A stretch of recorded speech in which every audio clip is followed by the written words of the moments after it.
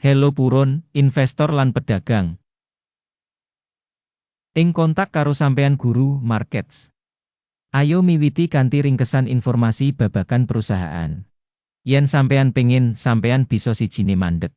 Kita ngajak sampean nimbang saben parameter perusahaan kanthi luwih teliti. Saiki ayo goleki indikator utama perusahaan iki, ticker E. Review iki adhedhasar data ing wektu 4 April 2025. Miturut klasifikasi guru markets perusahaan iki, kalebu subkategori. Clotes, 86 perusahaan njupuk bagian ing comparison lan iki banget wakil. Kita bakal weruh solusi pungkasan ing pungkasan video iki. Asil saka kanggo perusahaan sing diteliti kaya ing ngisor iki. 0 saka 10 poin. Asil rata-rata kanggo subkategori punika 0,4 terms. Yen katon banget jembar, ing pasar saham minangka cap. Sampeyan bisa ndeleng sing rata-rata kanggo pasar minangka cap punika 1,9 terms. Marang 0 titik kanggo Nikkei Inc. Bandingake gerakan rega saham perusahaan Nikkei Inc lan perusahaan subkategori. Kita bisa ndeleng sing liwat 12 sasi saham Nikkei Inc. Nuduhake dinamika minus 38,9%. Marang owah-owahan rega ing subkategori minus 5,4%. Iki ora cetha nuduhake apa-apa, nanging iku perlu kanggo mbudidaya kasunyatan iki ing atine. Kapitalisasi pasar perusahaan Nikkei Inc punika 82 US$19 sen miliar. Kanthi kapitalisasi subkategori 481 US$, miliar.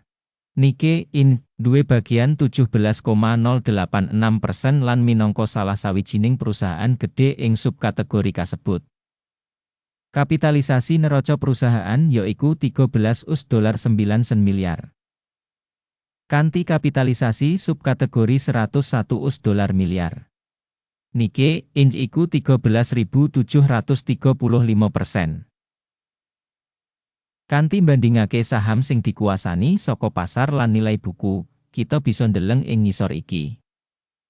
Nuduhake Nikkei Inc ing subkategori ing kasus pambiji nilai pasar yaiku 17,086%. Kapitalisasi neraca iku 13,735%. Sing 20% kurang saka bagian kapitalisasi pasar saham. Taksiran saham perusahaan saka pasar lan kapitalisasi neraca subkategori. minus 1 poin. Ayahan finansial organisasi sing diteliti yaiku 11.813 US$, miliar. Ayahan finansial kanggo buku kapitalisasi akun kanggo 85% saka ibu kutha perusahaan. Taksiran kewajiban finansial perusahaan, tolerable, 0 terms. Rega saham perusahaan kanggo rasio laba yaiku 18,2. Kanthi rata-rata ing subkategori 21,4, yaiku 15% luwih murah tinimbang ing subkategori. Taksiran rega pasar perusahaan kanggo media WI ing comparison karo perusahaan ing subkategori apik 1 titik. Media WI kanggo pungkasan 12 sasi ana 4.507 US$ mayuta-yuta. Pangentukan proyeksi kanggo 12 sasi teka samestine kanggo 3 US$6 sen 0 yuta. Iki 32,1% kurang saka ing wayahe saiki. Taksiran indikator media WI mangsa mbadhe ing comparison karo ing subkategori tolerable minus 0,5 terms. Nilai perusahaan kanggo rasio revenue punika 1,7. Rata-rata subkategori yaiku 1,2 lan 42% luwih dhuwur tinimbang rata-rata subkategori. Taksiran rega pasar perusahaan kanggo indikator revenue dibandingake karo pratandha perusahaan ing subkategori tolerable minus 0,5 terms. Revenue kanggo pungkasan 12 sasi ana 47.870 US$ mayuta-yuta. Revenue mangsa kanggo sabanjur 12 sasi wis samestine kanggo 32.500 US$ mayuta-yuta.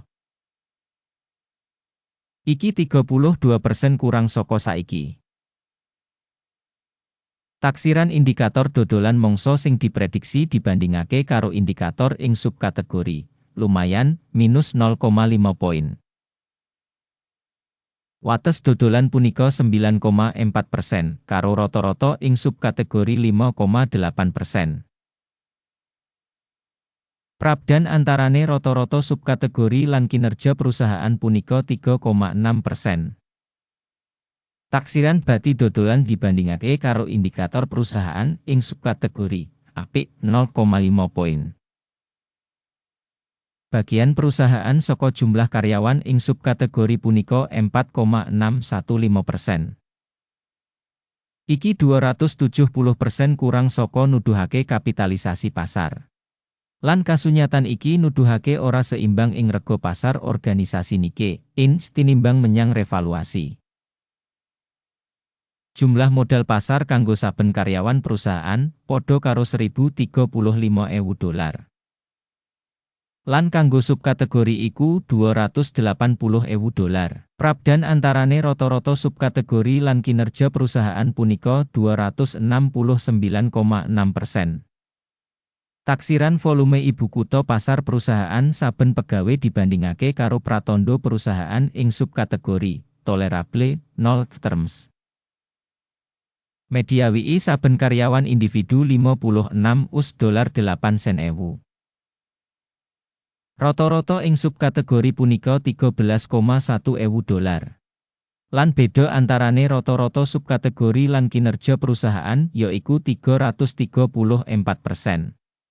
Taksiran bati saben karyawan individu dibandingake karo indikator perusahaan ing subkategori apik 0,5 poin. Revenue saben karyawan individu saka perusahaan punika $603.000. Miturut subkategori $226.000. Prabdan antarane rata-rata subkategori lan kinerja perusahaan punika 167%. Prakiraan saka bagian revenue saben pegawe perusahaan dibandingake karo pratandha perusahaan ing subkategori apik 0,5 terms. Saham shorted punika 3,2% dibandingake karo rata-rata subkategori 4,7%. Iki minangka indikator saka remet cendak bisa. Indikator resi 14 nuduhake tingkat 19% kanggo perusahaan Nikkei Inc. Dene kanggo subkategori tingkat iki kurang luwih 40%. Teknis, securities ing subkategori dirating luwih dhuwur tinimbang Nikkei Inc. Rega saham perusahaan saiki kira-kira $55.59. Target rega konsensus kanggo saham perusahaan iku kira-kira $79.31. Dinamika perkiraan saiki lan ramalan konsensus kira-kira 43%. Ayo menyang meja pesenan, kasedhiya kanggo sampeyan, link kanggo iku ing komentar pinnet.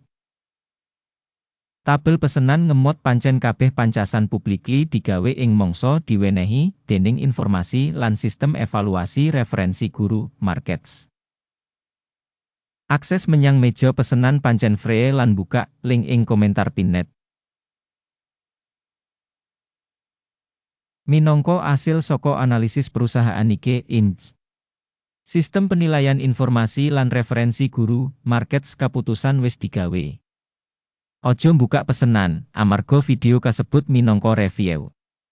Matur nuwun kanthi sanget kanggo nonton video iki lan gunakake sistem informasi saka guru markets.